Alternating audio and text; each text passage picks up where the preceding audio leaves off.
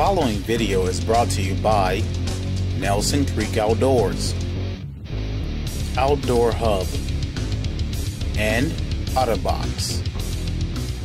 Hey guys, Dave here, Journey the Outdoors. Got a great video for you today. This is going to be covering calibers, okay, for specifically deer hunting. Now, there's a lot of different calibers that you can use, of course. Most states, almost all states, have some sort of limitation on the calibers that you can use for hunting white-tailed deer. You definitely want to check out your local state laws or contact your local wildlife conservation officer, and he will definitely be able, he or she will definitely be able to give you direct specifications on what caliber you can use, the minimum size, albeit rifle or albeit shotgun, or somewhere in between there. It may be a muzzle loader. You know, you definitely want to follow the law. So with all of that aside, we can go ahead and get into the calipers. Now, I don't cover all of the range of calipers that are available for deer hunting, but definitely a large, well, probably 25% of them there that are being used. So with all due, let's go ahead and get into this. So to start out from my left to my right, we're going to go through the calibers here. So we have the 9mm. I know how that sounds. The 9mm semi-automatic round, or if you have a single shot revolver. The 45 caliber auto, and you could use a 45 long Colt or something like that, or if this will cover a 454 Casull, it's still the same caliper. Is what I'm pointing at here. Then the 50 caliper, which is usually used in a sabot for a muzzle loader, in this case, but it'll also cover the 50 BMG, or that's, you probably wouldn't want to shoot deer with that, but it's also going to cover a lot of different rounds. The Desert Eagle, there is one. Some automatic handguns. Now, some states will actually allow you to use handguns to hunt deer. Now, if you've ever handgun hunted for deer, it's much easier to get into the woods and sit comfortably and carry a handgun than it is to lug around a rifle that has to have a really strong barrel, and it's gonna, one of the things you're gonna compromise with that really strong barrel is the weight. So moving on, we have the 223. Which, you know, it has the velocity, it has the impact to be able to take down a deer, but one of the things that's really going into that is shot placement. Okay, so all of those really should be shot placement, but specifically it's more important with the 223 shot placement. So you know, and depending on the size of the deer. Then we have the 308. So it starts to get a little sketchy in there because it gets close together. Now, these are high-powered rounds, of course. The 308 is more than lethal enough to harvest a deer, especially if you're using a PSP round. You don't want to use full metal jackets for hunting. Most states do not allow it. I think almost all states don't allow them because it doesn't expand, especially with a high-powered round. It does not expand like it should to make it a lethal shot, so it'll pass through and keep on going. So 308. Then we have the infamous 7.6254 R, which is the Russian round, and these come they're pretty standard and available with the Mosin Nagant, the 9130. Most people have seen those. They're fairly inexpensive prices, actually. They're probably up to about $150 now, $160, which they used to be like $89. They're surplus rifles. But that, if you can find a soft point bullet or a soft point cartridge that would be an excellent round for deer hunting, because the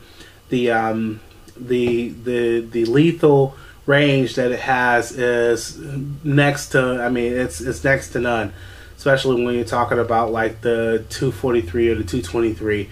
It's just it's a really nice round. The Russians, of course, they make pretty good ammunition and whatnot, and firearms. The next one would be the 30 caliber Mosin Nagant made rifle. This one, it has a fireball coming out of the end when it's not muzzle brake.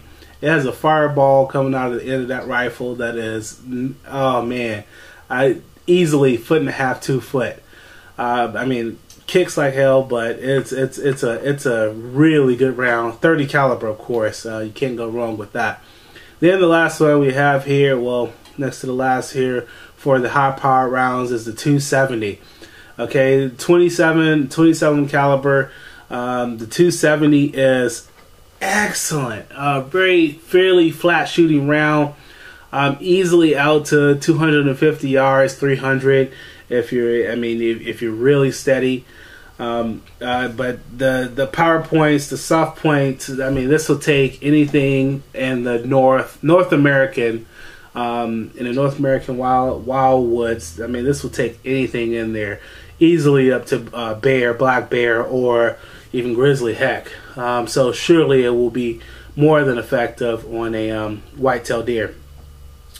There is a 30-06 you can throw in there. Those are more than capable.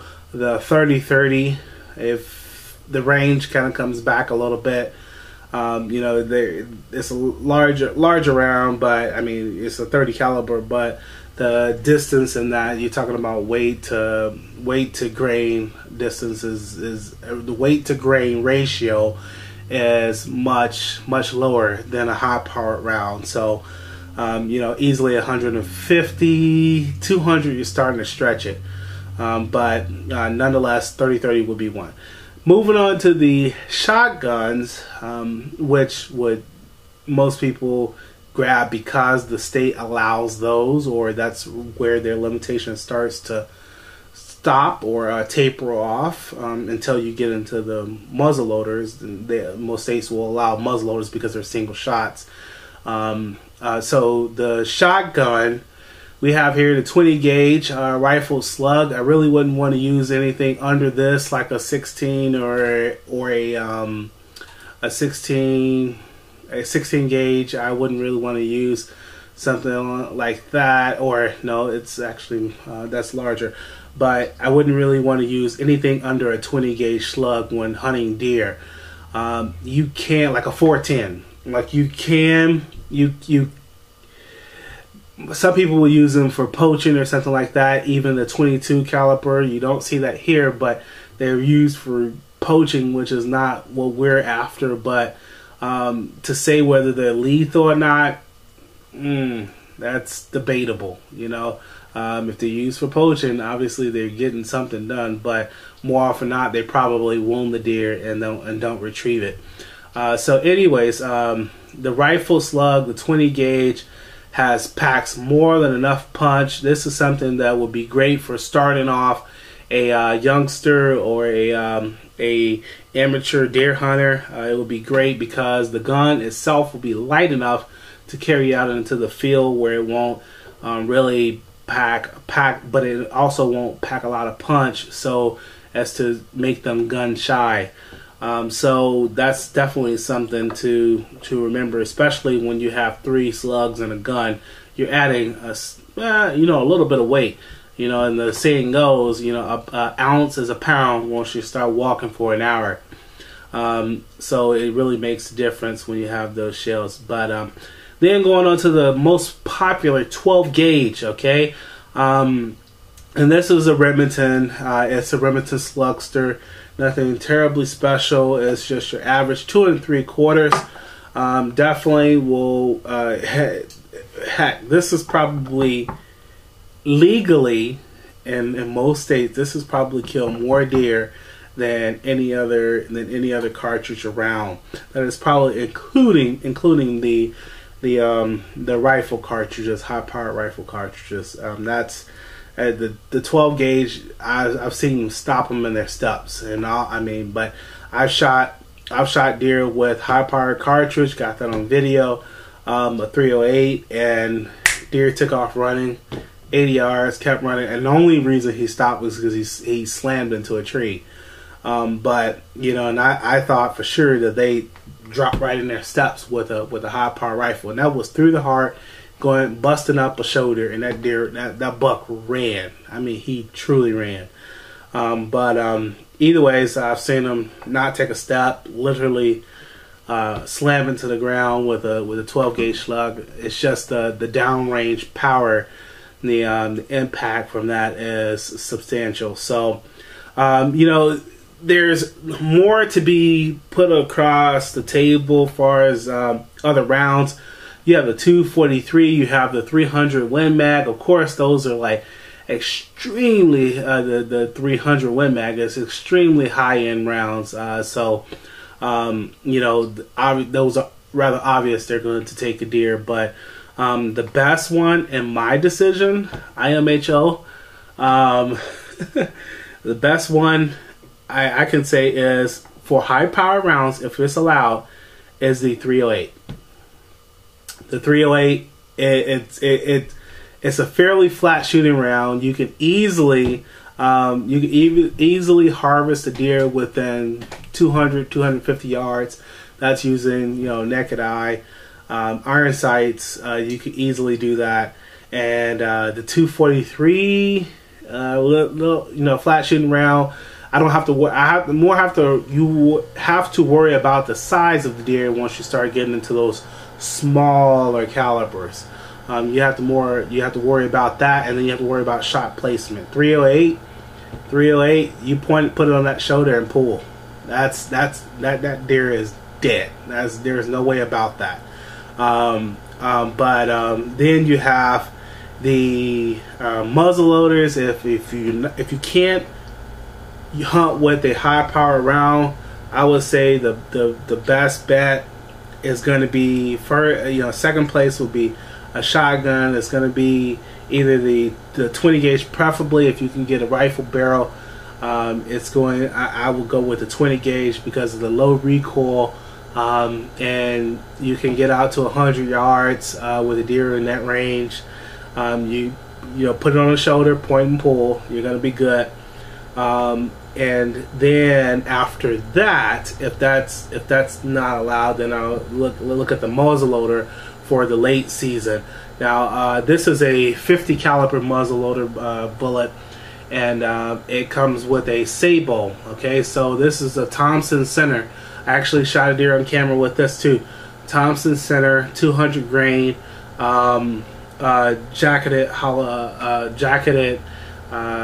arrow. It's an arrow point, so it's a hollow point, but it has a polymer tip in it. So once it hits that deer, it's going to expand out like a hollow point would. But you have the tip in there, so it's going to give you the trajectory that you need and the accuracy that you need to make a placement out to 200 yards. I've shot this with a 5-inch group at 200 yards with 100 grains, and that is phenomenal for a 200 grain bullet in any cut of wind. It's really nice, and the sabot is just a great package. Some guys prefer to go with like a 295 or a 325, one full mold bullet instead of using a sabot. But a sabot is going to give you the size. It's going to make that bullet smaller, so you can use less powder, and also still give you the control, and it's not gonna warp that bullet by engaging the bullet itself into the rifling. Once you shoot a bullet that is a full mold bullet, not a sabot, it has to engage that rifling to actually get a nice turn on it. And to me, I feel like that's too much warping on the bullet, so that's why I like to use sabots, because once you could see that wad separate from that bullet, and that bullet is coming out, and I mean it's coming out of there hot.